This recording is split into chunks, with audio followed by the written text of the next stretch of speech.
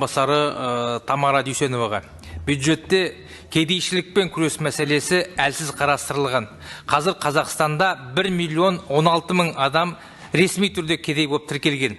Жоқшылықтың өтіп кеткен соншалықты адамдар нан, макарон, ет алу үшін кредит алуға мәжбүр. Бүгін бюджетте жағдайы нашар азаматтар үшін 12,4 миллиард теңге грантқа берілген. Ал енді 9 мың грант қана. Енді 1 миллион адамға 9 мың грантпен кімнің жамауын жабамыз. Төрелердің әсіре байуы, бұқара халықтың жаппай кедейленуі өте қауіпті. Бұл тенденция қазір жалғасуда. Сондықтан кедейшіліктен зардап шегіп отырған адамдарға бюджетте арзандатылған микрокредиттер желісін ұйымдастырып, бизнес дағды қалыптастырып, бұл азаматтарды экономикалық айналымға қосу өте маңызды. Міне осы мәселе бюджетте қарастырылмаған. Біз халықтың өмір сапасын арттыруымыз керек.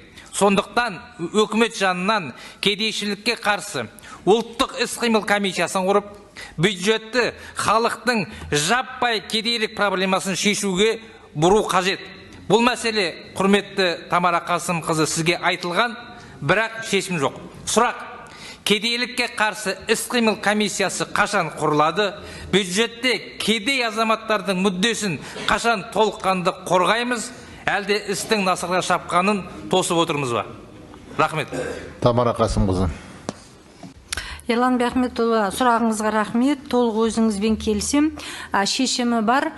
Біз үкіметтің жанында халықтың табысын арттыру жөніндегі жобалық офисті құрдық. Оның құрамына ұлттық экономика министрлігі, ауыл шаруашылығы министрлігі және Аманат партиясының өкілдері, сонымен басқа да мемлекеттік органдардың өкілдері кірді. Бұл жөнінде өзіңізді мен хабардар еткен болатынмын.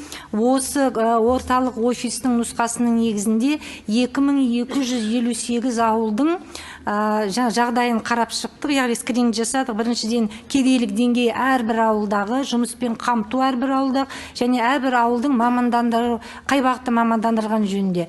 Қазір осы материалдардың бәрі келіп түсті. Орталық офис соны нақтылап жатыр. Айдың соңына қарай өздеріңіздің қатысуларыңызбен, мәслихат депутаттарының қатысуымен және жергілікті органдардың қатысуымен біз толық әрбір облыс үшін нақты іс-шараны өздеріңізбен талқылайтын боламыз. Қаражаттар жөнінде айта кетсем, жаңа қаржы министрі, премьер-министрдің орынбасары айтып кетті. Осы бағдарлама үшін 2,5 триллион қаралған деп, соның ішінде 100 миллиард теңге ауыл аманатына қаралып отыр, 2,5%-дан кредит бар, 32 миллиард теңге жастарға арналған 2,5%-дық тағы да кредит бар. Сондықтан да кредит жөнінде биылғы жылы бюджетте біз дұрыс өзіміздің ұсыныстарымызды бердік. Жалпы бюджеттік комиссия бұны бізбен қабылдады. Ал енді офистің аясында өздеріңізбен бірге жұмыс істейтін боламыз. Рахмет.